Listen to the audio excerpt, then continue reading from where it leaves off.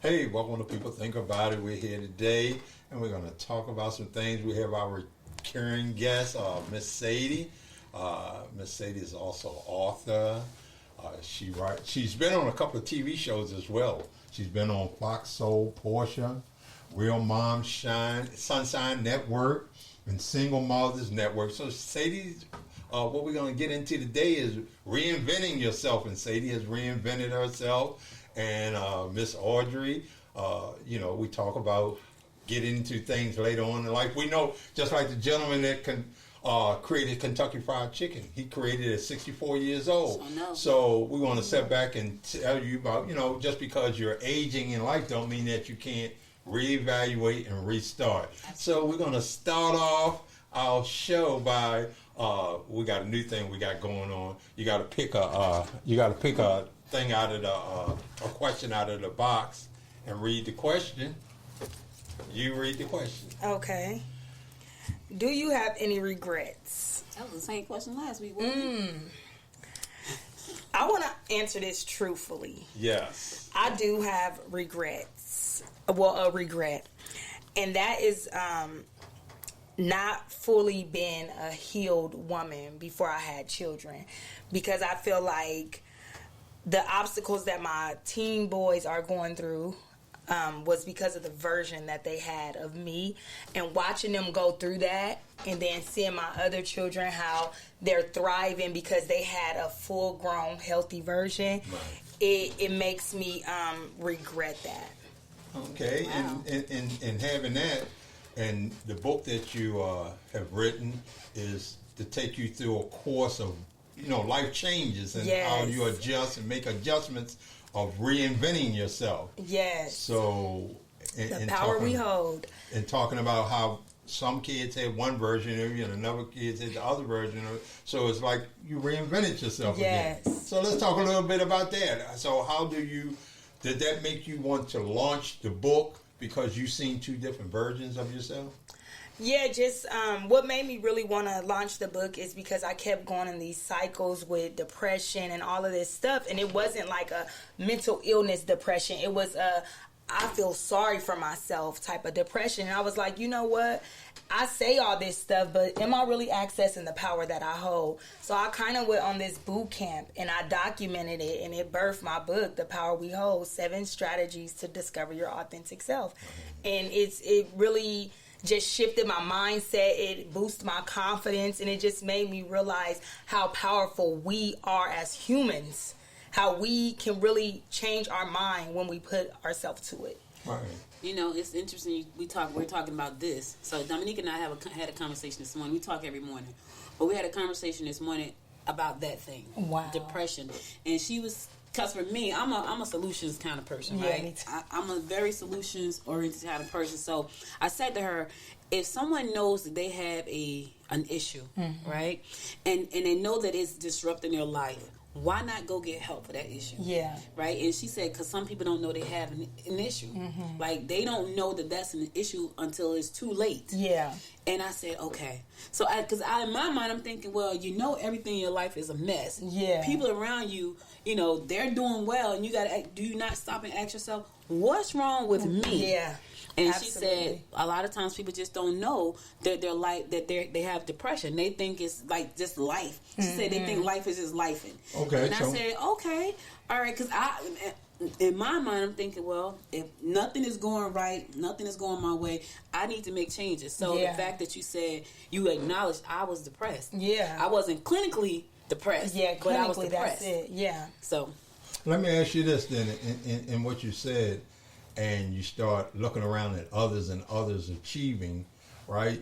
But do you really know that that's your calling? Because are you really trying to follow what you think is inside of you, or what God has given you inside of you, or are you trying to challenge yourself to be where other people are? Because some people get down, like you say, may not be clinically depressed. Some people do get clinically depressed behind it.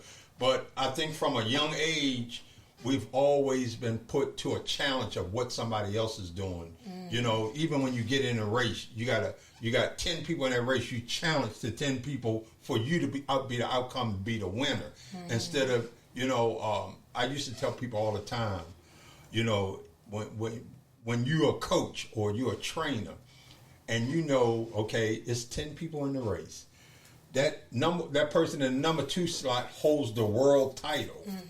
Now, realistically, until you get to that point of growth, the chances you beating this person are very slim.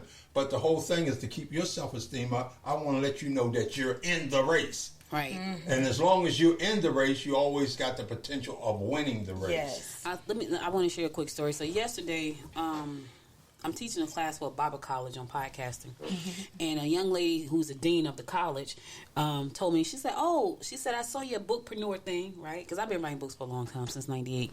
And she said, I saw your bookpreneur thing. And I said, oh, yeah. So she's like, yeah, I used to have a store in the Painted Tree.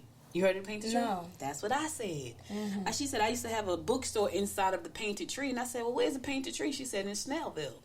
And I said, oh, right. It's right in Snellville, right up at 124. So I go to the Painted Tree.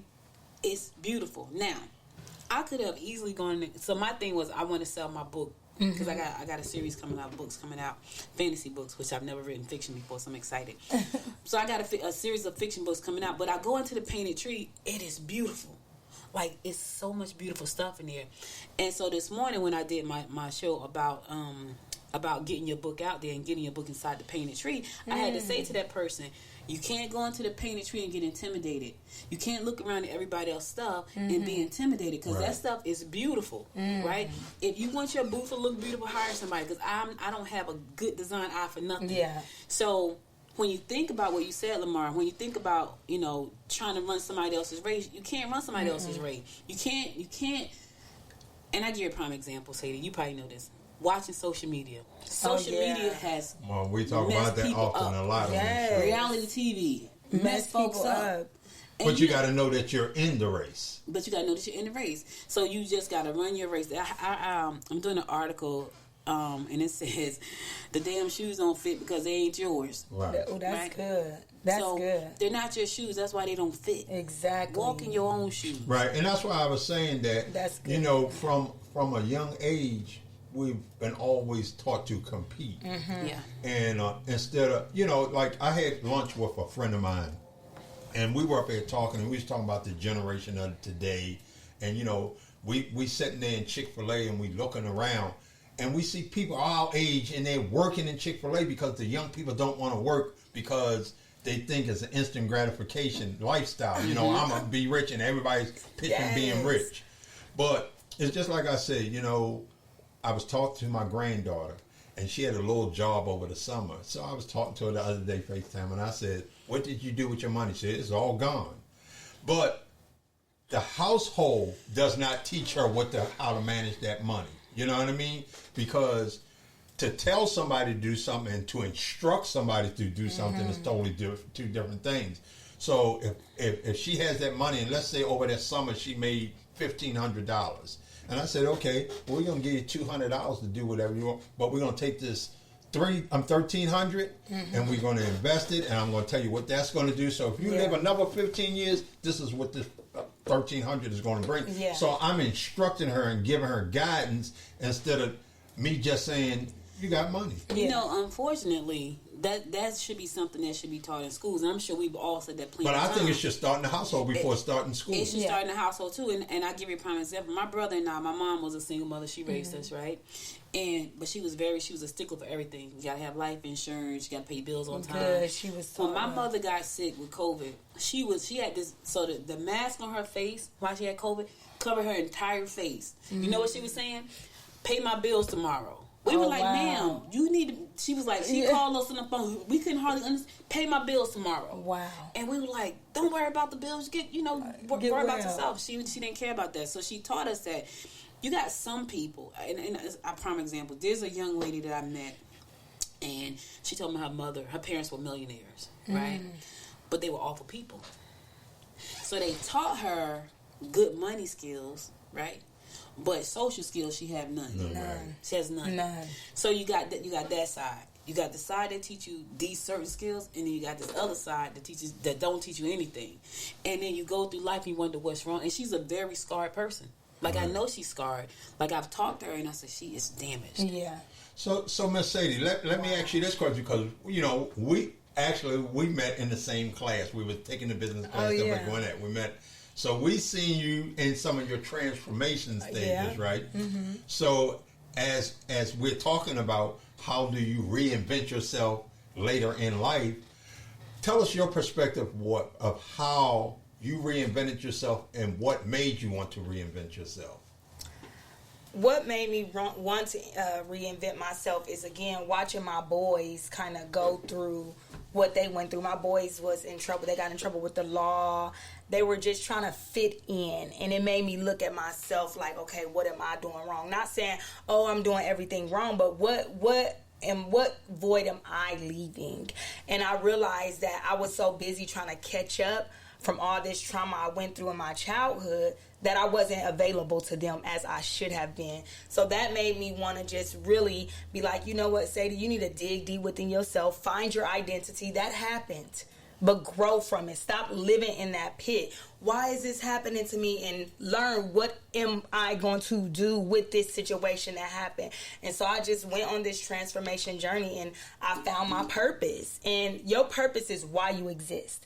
The reason why you exist, I believe I exist to help people transform their lives through trauma, through the trauma that they've been through, transform from that trauma, And my calling, because a lot of individuals don't understand the difference. There's a difference. Your purpose is why you exist. Your calling is the vehicle that you use to do your purpose. To drive your purpose. Yes, so that's speaking, writing my books, being on podcasts. That is my calling.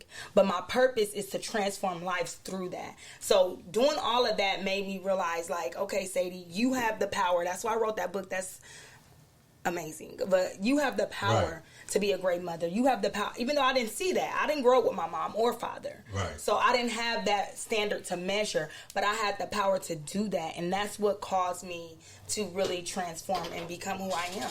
Right. And I think that what happens is, too, people realize they want transformation in their life, and they're afraid to go after it, because we tend to always get caught up what other people are going to think. Mm-hmm. And like I said, we've had this discussion plenty of times that, like you said, purpose. Once you realize what your purpose, because your purpose never changes. Your purpose purpose is never ever for self. And I think that some people think that purpose is for them, but your purpose is never ever for you. It's for something else. Yes. The way I try to get people to understand it, no matter what higher power you believe in, that power is driven, and it was driven to save you. Yes. So whatever your purpose is driven to save you, or to save someone else, I should say. That's what your purpose is. Mm-hmm. And I think, like I said, we get caught up into what society says. Mm-hmm. Well, you're 35, you should be doing this. You're 30, you should be doing this. You're 60, you should be retired. You're 70, you should be... And I just think that you got to understand your purpose, and you got to understand your drive. And I want to say something. You were saying that our purpose is to transform others, and yes, I do believe that wholeheartedly, and I believe in God. I believe that God is so gracious and so good that in the midst of us doing our purpose, transforming others' life, or whatever someone's purpose is, God will give us our breakthrough doing that as well. Because even writing my books and speaking and stuff like that, I still have those aha moments that transform me too. Right. So your purpose is really a whole full circle, because you transforming others while transforming yourself as well. And when that happens, you feel really good, because I talk to a lot of people. I talk a lot, not that I want to, but it's a part of what I do. And there are times where I have these great conversations, and I leave out of there feeling just as inspired. Yeah. And I hope the person that I was talking to is feeling the same way. Yes. But like you said, it's for other people, but sometimes you have those aha moments about yourself. Or you be like, you say something like, I'm good. Yeah. I know my stuff. You know? Yeah. And your good is going to drive you even stronger to your purpose. It will. Now, what I think is sad is when people are so deathly afraid, and they're caught up in so much of the material things in life, and so much of the insecurities in life, and it's another word I'm looking for. They're caught up in that, so they don't have time to figure out, what am I supposed to be doing here? Why did God put me here? Why was I made? That was me. I was caught up in these insecurities. It was like I had this very bad victim mentality. I could not And it's like I was just trying to strike everything just for something to blow up. Yes. I was just trying to do, I call it the shiny syndrome. Whatever it was in, I just wanted to do it. Yep. Yeah, because I was so insecure. I was watching everybody else life. They were going fast. They were married. They were doing this. And I just wanted it so bad. And I was an imposter. That's what I would call it. Somebody that I know I'm not, and really digging deep within myself, finding my identity, and really flourishing. And my purpose made me realize, okay, Sadie, you're a speaker, you're a writer. This is what brings you great joy and transform the lives of others. Even though this is something that's not going to bring you all the riches in the world, the financial, material riches in the world, it will bring that. But it's going to bring you fullness and wholeness and wealth because of that legacy you're going to leave behind by inspiring somebody else, because they're going to inspire their children and they're going to inspire their children based on that one time you inspired them. I feel like that's eternal life. Right. I don't know. I wouldn't necessarily say you was an imposter. I would say that you were going through life. Mm-hmm. You were going through life trying to figure out your purpose. Good. Because when you think about it, like, we've all done that. Like, you ask me, I probably can tell you I've done this, I've done that, I've done that. I'm an inventor. I'm all these things, right? Only to get to where I am at 57 and say, this is who I am. Thank you for that. This is my vehicle. Yeah. Right? I talk a lot because I'm doing this all the time. I'm leaving here, I'm going to another one. Yeah. This is my vehicle, but I also know that God didn't teach me. He didn't let me learn all the stuff that I learned and retain it all for me. Yeah. But I wouldn't say that you were an imposter. Okay. I would say that your life choices, you had to make those so that you can empower people. Yeah, with the book. I believe that. That's good. I believe that. Like in First James, it says, "Count it all joy." Count it all joy. Like I get what you're saying, Audrey, because I know when I moved to Georgia, I was running from something, and whatever you're running from is going to chase you. It's going to chase you. It will be right there. Once I realized what my purpose was and my change in life, right, and I stood behind a chair and I started barbering. And no matter who got in that chair, it was nothing that they could say, talk about, or did that I hadn't done. That's when I realized what my purpose was. You know what I mean? Yeah. And it was, no matter how much that person may be hurting or whatever, but it was to let them know you're not in this by yourself. Number one. Yeah. Number two, you're not the only one going through it, right? But I was able to share things with people because of my life experiences, right? And like you said, Audrey, I think that sometimes what people have to realize, you have to go through what you're going through in order to be who you are. Yeah. Because, it's just like I was talking to a young man that I mentor, and he said to me, "What would you do if you were me?" I said, "If I were you, I'd probably be doing what you're doing. But if you're asking for my advice and wisdom, I can tell you what some good advice or some good wisdom." Because I always tell people, they were like, "Well, if you were me or if you was in there, what would you do?" Well, if I was you, I'd probably be doing what you do. That's so good. You don't even think about it like that, but because you're supposed to be doing that. If you were you, what would you do in this situation? Well, if I were me in your situation, this is what I would do. Yeah. That should have been Right. So we say all this, so when you get back to reinventing yourself, and I even ask you this, because you and I talk a lot, and like you said, we done been through some multitude of things. Yes. If I start naming all the things I have tried in life, all the challenges that I have in life, this show probably would never end, So, I like, we were talking one day and we was like, hey, I'm tired of doing this and I'm tired of doing that. And you got to start narrowing things down. And I think that society as a whole beat up on us because we get into this mentality of, I'm 40, I'm 50, I'm 60 years old. And then you think you're too old to do something more. I mean, you just think about it. Look at sports, right? A guy that's 25 years old, 30 years old, they say he old. They say he old. He old. You old. Yeah. You are like a veteran in the league and you old. Yeah. You 25 years old. Listen, I got a client right now. Like, that's when I leave this show, I got to go and help her launch her show, right? Wow. She's 76 years old. Wow. She don't want no old boyfriend. She don't want to do old things. Okay, I love it. None of that. You only old as you feel. And I was laughing, but she was dead. She was like, I know. I want an old man. I said, Miss Jean, you're 76. She said, I don't give a... Right? So her thought process is, age is just a number. I don't want to get old, and I'm going to keep living my life while I can live my life. Now, when you say reinvent yourself, I think you should always reinvent yourself. Yes. At some Don't point. never stop. And I give you a prime example. I have a friend who lost her job, right? It was hilarious because she's been on that job for 27 years. Long as I've been an entrepreneur for 27. Wow. She's been on her job. So we worked at a hospital in Newark. The hospital went bankrupt. I became an entrepreneur. She went to the job. Right? But when she went on maternity leave, she told me to fill in for her at her job. And this is a big time pharmaceutical company. And I said, okay. So I go fill in for her, right? And I filled in for like 6 weeks while she was on maternity leave, and they offered me a position. So I go to the interview, and the lady said to me, so where do you see yourself in 5 years? I said, as an entrepreneur. So my friend goes, why did you say that? I was like, because that's where I see myself. Yeah. Right? She stayed there for 27 years. They let her go in April. She has no idea what to do right now. They let her go this April. Wow. They let after 27 years. So she's struggling right now because she didn't do anything else but one. She never reinvented herself. Wow. Even when her bosses would say, hey, and they had free classes. She never reinvented herself. Now it's like, I don't know what to do with my life. Yeah. Like, I don't know anything else. That would never be me. Well, because I'm always learning. Yeah, a lot of people, and I think when you have an entrepreneurial type mind, it's almost like you're never satisfied. Yeah. And you don't get content. No. And I think that, like corporate America, because people chase after money and not what their purpose. They rather chase the money than chase their purpose. Yeah. And I think that sometimes people get content in what they're doing because, hey, I'm making a nice little salary. Yeah. I've reached this part. I've reached this level where I work at. What else could I ask for? But then, like you said, they come one day and the world, that's like COVID. COVID changed the whole world, right? A lot of people had to reinvent themselves when COVID came because it's like, I can't go to this 9 to 5 anymore. Hey, these big corporations realize, I don't need that big building over there.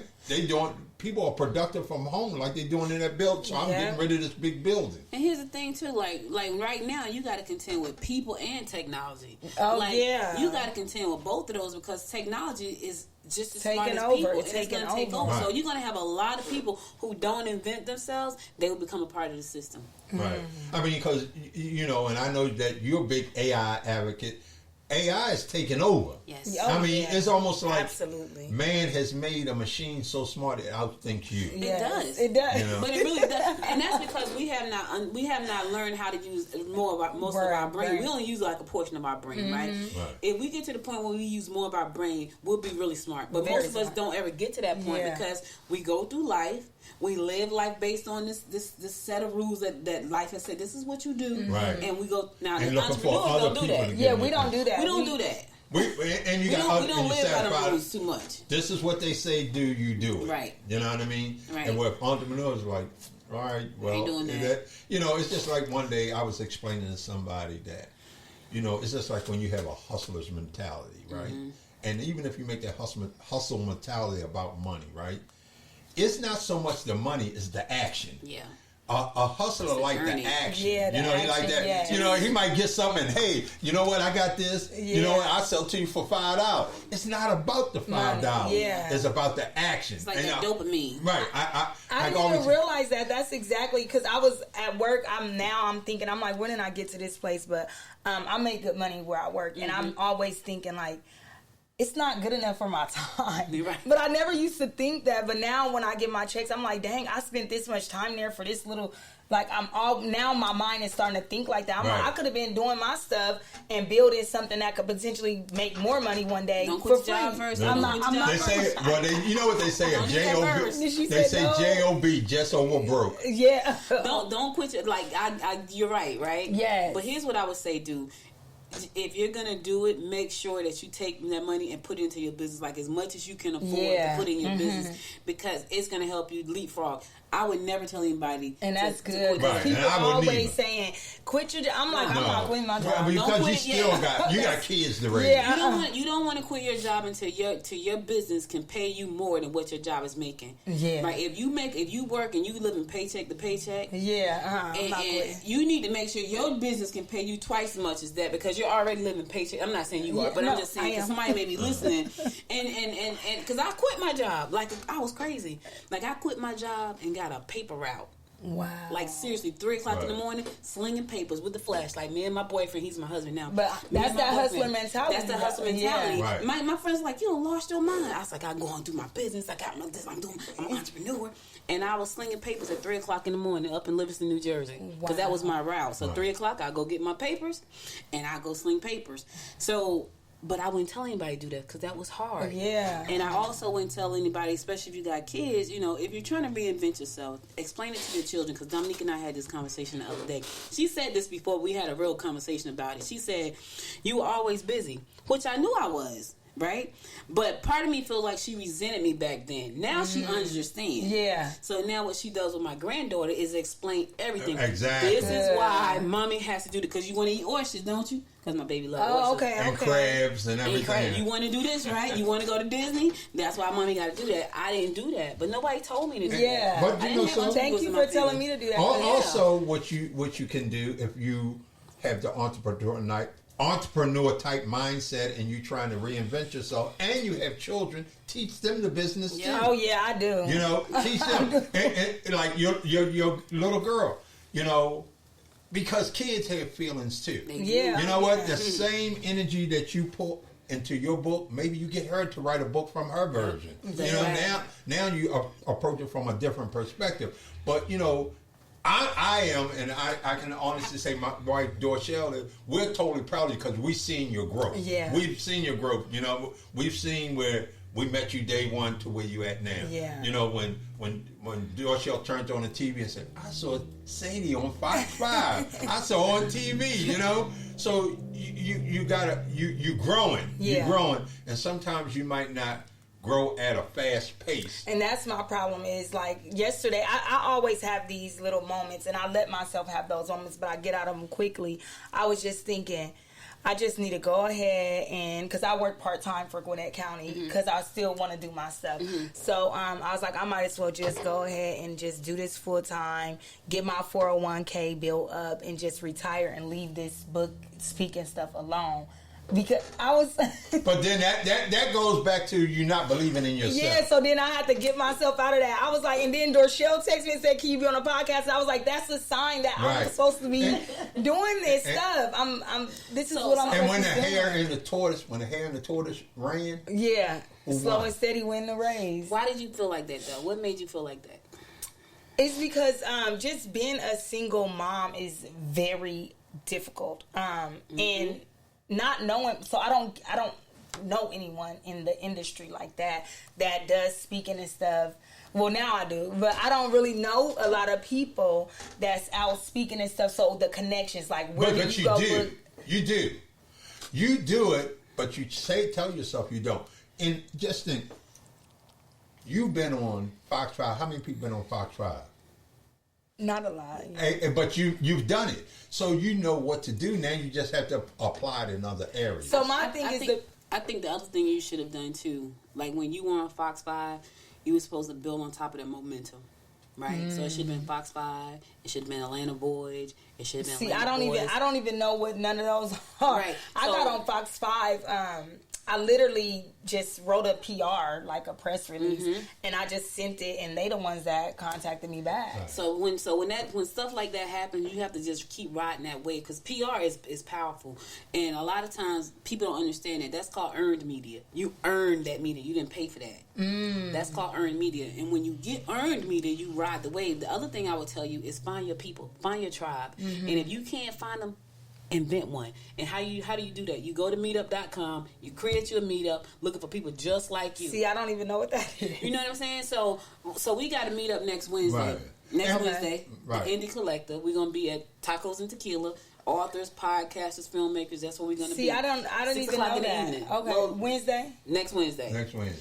The one right there on Scenic Highway. You got to find your people too, because when you feel like that, like Lamar and I talk all the time. I got about 3 people that I talk to all the time about business, right? We talk all the time, but when you start to feel like that, that's when you need to lean on somebody. Yeah. And another thing I want to say. Thank you. To this audience out there that's listening, when you go to reinvent yourself, listen to what Audrey say. circle yourself around people. Yes. You know, because you're not going to gather all the information. You're not going to have all the information. You know, Audrey and I talk a lot. There's a lot of things that I admire that Audrey know, and I just tell her straight up, I don't know how to do that. You know, let's collaborate. Let's do it together. You know, and I strongly feel like this, and I've been an entrepreneur for a long time. Don't make everything about money. Yeah. Because you know what? I heard Bishop Jake say this one time. He said, you know, he was doing a sermon. He said, you got to get to the point that, first of all, you find your passion. And you know what? You work your passion, because whatever you're passionate about, you'll do it whether you make money or not, right? But what happens is, if you keep chasing your passion, money will begin to chase you. That's so true. And he used the example like Beyonce likes singing, and she kept singing. Now, you know what? People calling her. They had somebody over in Dubai pay her $10 million to come sing at a birthday party. You know, and so that's what you got to do. Like Audrey said, you got to start doing these things with people that's doing what you're doing. You know, like I said, we got these computers and stuff. Even if you go in there and Google people that's doing, you know, where's the closest book club? You know, where are people meeting? We, like she was saying, we do a meetup. We do a when that women's chamber has one tomorrow about investing. Do you know about that one? No, I ain't know. So it's about investing tomorrow with nothing, with like a little bit of money, like $25. So she's going to be talking about that, but that's tomorrow at the 1818 Club. So if people want to know how to invest, and with just a little bit of money, they can come to that one. Then we do the breakfast. That's the second Friday of every month. It's a breakfast at the Peachtree Cafe. And then all kinds of people come. I didn't even know packed. That. So these two, they're your resources, because we're always talking. We're always doing stuff. And like he said, do not stop that book stuff. Yeah. Do not. I'm not. Do not, because it's going to open up so many doors for you. And not everybody can write a book. Now they can. Not everybody can. Yeah. But it's not you. Yeah. And the book is not your brand. You are your brand. Your book is just a tool that you'll pass along, because you can't be everywhere at one time. Exactly. So that's why you got the book. And then find people who understand you. Find people who are on the same. They may not be in the same industry you're in, but they may be on the same path. Yeah. Because those are the people you're gonna have to lean on. You're gonna have to lean on somebody. Okay. Yeah. Because when I did it, I was a single mother for like 3 years. I was like, I don't want to date nobody. Yeah. So it's been 6 years. I haven't even dated. I didn't want to date anybody. And I said, this is what I want to do, and this is what I'm going to do. Yeah. You know, and I didn't care what anybody said at that point. So I didn't want to talk to nobody, because they didn't understand. Right. Most people don't understand. They didn't understand. I didn't need to hear that negative talk. I didn't need negative energy around me, so I didn't date anybody. When my husband came along, he was going to be an investor. That's how we got together. We met in the wedding. So you want to surround yourself with those type of people. And believe it or not, it's a lot of them around here. Oh, yeah, I know. And I'll be like, where they at? Because, I know some people or whatever, like, they'll have me come on their platform and speak for free at their events. But then when they have paid events, they go and get the big name people. And that kind of discouraged me, too. I'm talking about, like, big name. Don't get discouraged. You know why? Because it kind of discouraged me. Let me answer this. Why did you get discouraged? Because she felt like they didn't look at her as being big. Yeah, and another thing is, I just felt like sometimes the people without the name have a lot of anointing, have a lot to give, and people water it down because of a title, and it kind of discouraged me. I'm like, because I'm not a fluff person. I literally like transformational stuff. But you have to put in your mindset, you just as big as they are. You only as big as your vision will take you. Yeah. So if you in, you know what? It's just like they say, if you in a room where you're the smartest person in that room, you need to find some new friends. Yeah. Because you need to find people that's always going to elevate you. Yeah. You know, so if I elevate to this level, I elevate to that level. I always got to find people that's going to make me elevate. Yeah. Because if I don't find those people, I get complacent. And then when things do come big or things, they become challenging. Because I never thought beyond being in a room where everybody, like people have yes people around them. They never grow because everybody telling them yes. And let me say this too, right? Speaking is great, even when you speak for free. I speak at podcast. Yeah. I think I've spoken at podcast 4 times, right? For free. Yeah. I pay everything. I don't mind, because they're gonna promote it. Yeah. They're gonna put me on stage. They're gonna put me in front of all these people. I get to get in for free and see everything that's happening. So I don't mind that. And now Chris knows me. He runs the whole thing. He knows me. Hey Chris, hey. So he knows me. But what I will say is, I was going to speak this year coming up. So when I left this year, I was like, I want my own room. Yeah. I want my own room this year. Just like for the whole entire thing, I wanted to be my room. And people had to pay to come to my room. Now, that's because I probably have spoken four times there, right? So he said, okay, let's talk about it. But then I thought about it. I was like, I don't feel like doing all that. And I really didn't, because now I got to manage all of the speakers that was coming in. And I really wanted to enjoy the conference. So he said yes to that. So when people come to you and say, hey, you want to speak, there's no compensation for that. You got to figure out, okay, what is it, and what am I going to get out of this? A lot of times you're going to get good exposure if they're a good marketer. So she didn't expose. Well, this incident, they didn't. I was told that I would get exposure, but they didn't even expose the three. It was three of us, so it was like three small time people. Stop saying small time. Well, big time. Well, not big time people, but that's just not millionaires or got $100,000. You are a millionaire. You are a millionaire. Not yet. No, you are. Remember what you just now said. Yeah. You are what you think. Yeah. I believe that's going to be my portion in life. If you believe that, then start thinking it. Okay.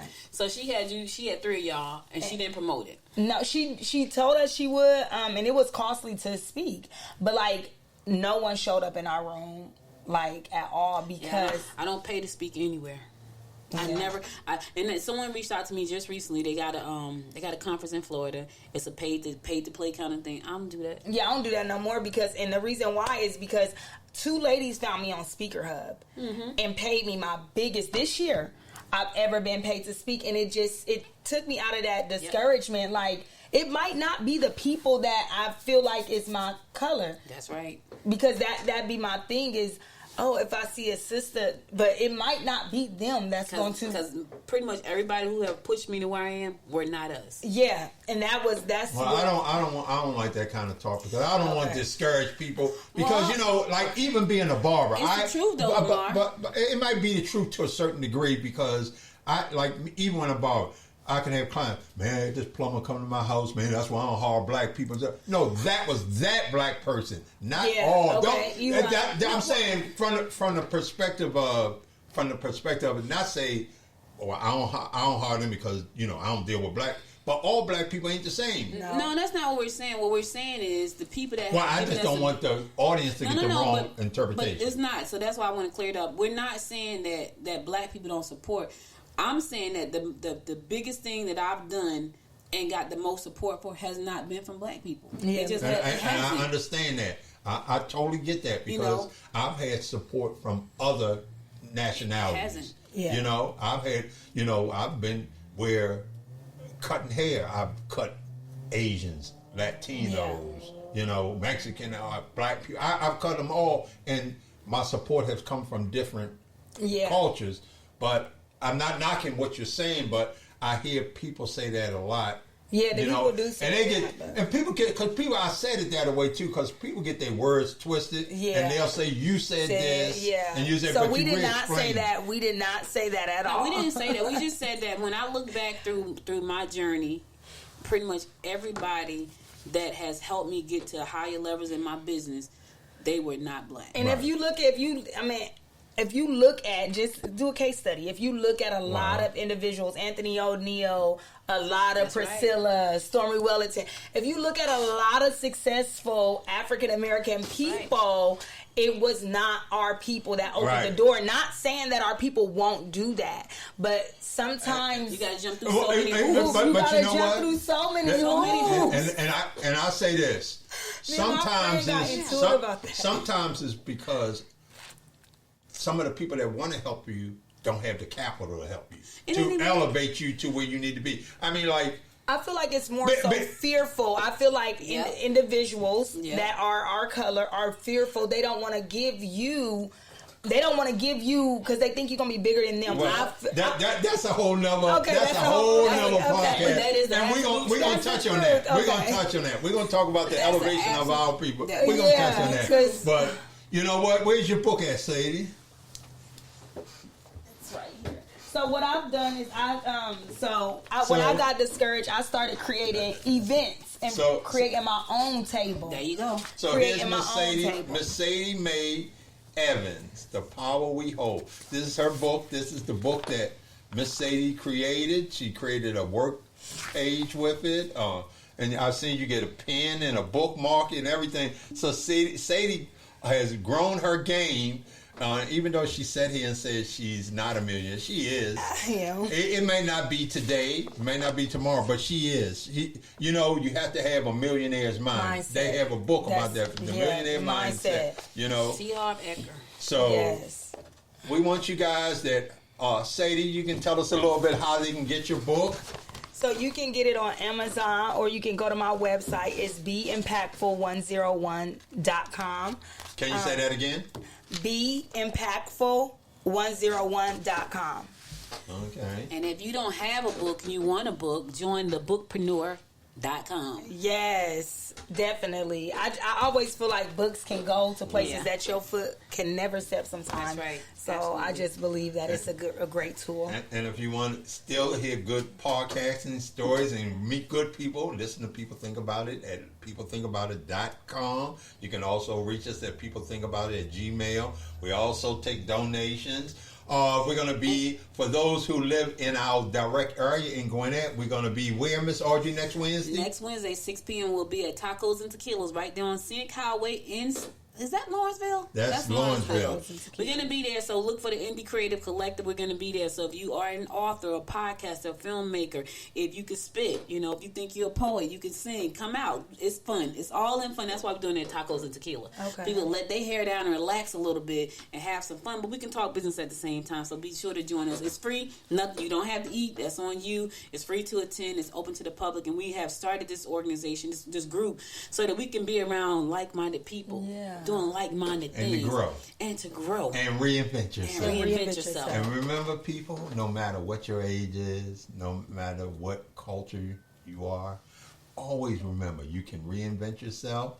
And we want to thank you guys once again, for listening to People Think About It. So we hope that we see you at Tacos and Tequila on Wednesday.